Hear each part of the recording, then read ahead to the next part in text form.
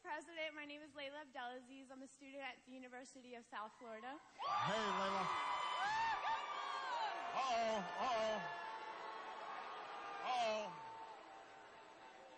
Come on, we can all get along here. Tampa, behave yourselves. First of all, I'd like to say that I did work on your campaign. I think it's great what you did for the community because you involved us as the youth to understand the grassroots movement and what impact it can make. Thank you. My question is, last night in your State of the Union address, you spoke of America's support for human rights. Mm-hmm. Then why have we not condemned Israel and Egypt's human rights violations against the occupied Palestinian people, and yet we continue to support financially with billions of dollars coming from our tax dollars? Okay, now everybody's got to be courteous. Everybody's answering the question. Let me just talk about the Middle East generally.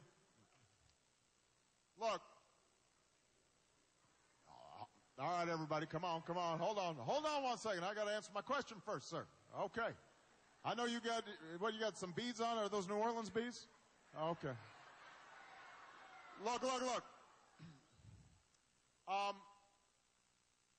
The Middle East is obviously an issue that has plagued the region for centuries.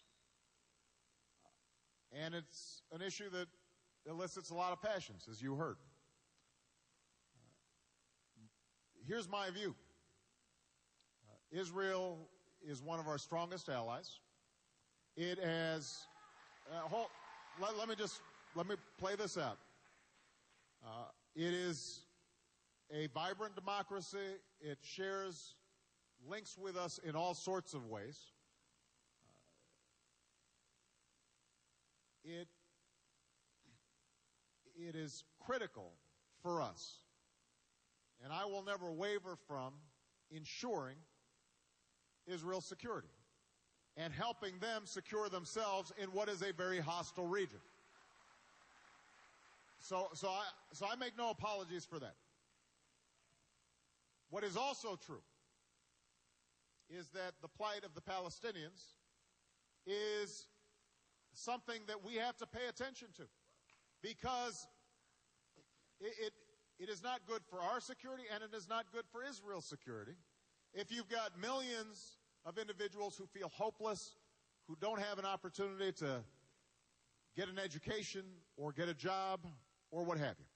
Now, the history of there is long, and I don't have time to go through the grievances of both sides in the issue.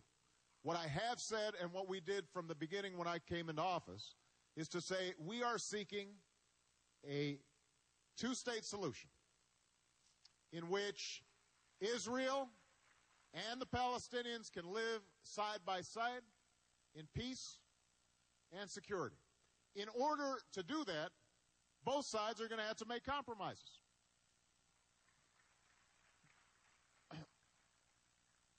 As a first step, the Palestinians have to unequivocally renounce violence and recognize Israel. And Israel has to acknowledge legitimate grievances and interests of the Palestinians.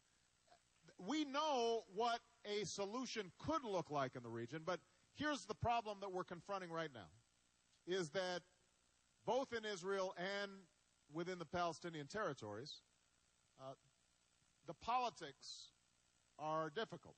They're divided.